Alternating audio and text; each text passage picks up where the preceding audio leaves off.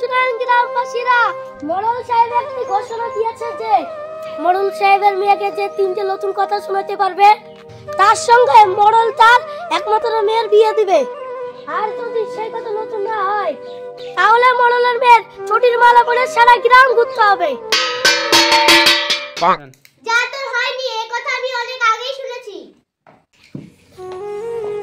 যা তুই এই চটি গ্রামে গ্রামে গলায় ঝুলিয়ে বেড়াগা।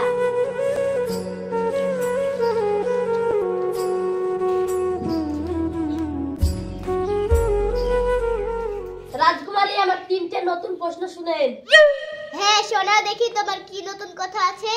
আমার মামার একটা খাসি ছাগল ছিল, তার দুটো বাচ্চা হয়েছে, এই কথা কি আপনি শুনেছেন? এই খাসি ছাগলের বাচ্চা হয় নাকি? বাচ্চা হয় ধাড়ি ছাগলের, এই কথা আমি অনেক আগেই শুনেছি। যাও তুমি আমার এই চটি গলায় ঝুলিয়ে পুরো গ্রাম ঘুরোগা।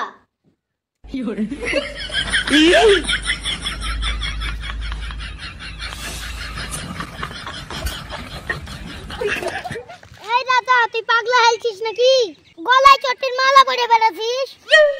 আর বলিস না ভাই, অনেক স্বপ্ন নিয়ে মডেলের মেয়েকে বিয়ে করতে গেছিল, বিয়ে তো হইলই না, পাড়ায় পাড়ায় ছোটের মালা পরে বেড়াতে হচ্ছে। এই লজ্জা আমি কোথায় রাখবো ভাই? তোরা পারিস মডেলের মেয়েকে তিনটে নতুন কথা শোনাতে? এটা যাচ্ছি মডেলের মেয়েকে বিয়ে করে আনতে, নিয়ে এসে আমার ভাঙ্গা করে রাখবো, দেখেলিস? হ্যাঁ আমার দেখাই আছে, ইউটিউবে দেখ একদম ছোটের মালা পরে বেড়ে বেড়াবা। আমি চটির মালা পরে বেড়াবো না রে। আর আমার কথা শুনে মডেলের মেয়ে আমার হাতে তুলে দিবে, তুই দেখেলিস? দেখাই আছে, তুই যা।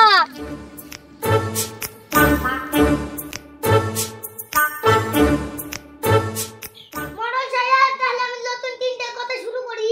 হ্যাঁ শুরু করো। মুখ দিয়ে পড়ে ডিম, পেছন দিয়ে পড়ে বাচ্চা। জীবনে কোনোদিন শুনে দাও না? এই কথার মানে কি তুমি বলো? কেনে কলা গাছ মুখ দিয়ে কলার কান বাড়ায় আর পেছন দিয়ে কলার চারা বাড়ায়? ও একটা হলো, আর দুটো বলো। হ্যাঁ বলছি, আপনার বাড়িতে মুরগি নাই, আপনার কাছে কোনো ডিমও নাই, আর আপনার কাছে মুরগির ডিম কেনা পয়সাও নাই, কিন্তু আপনি রোজই ডিম খান কিভাবে? এটা আবার কিভাবে সম্ভব, বোঝাও দেখি। কেন হাঁসের ডিম খাবেন? তুমি এই কথা শুনেছো? ও আমি তো এই কথা কোনোদিন শুনিনি, তুমি 3 নাম্বার কথা বলো। না, এখন আর কোনো প্রশ্ন টশ্ন হবে না, আজকে সময় শেষ হয়ে গেছে, কালকে আবার শুনবো, তুমি এখন যাও। এই সবাই শোনো, এই ছেলেটা খুব চালাক, এই ছেলেটা কালকে যে কথাই বলবে আমরা সবাই বলবো যে এই কথা আগে থেকে জানি। ঠিক আছে ঠিক আছে।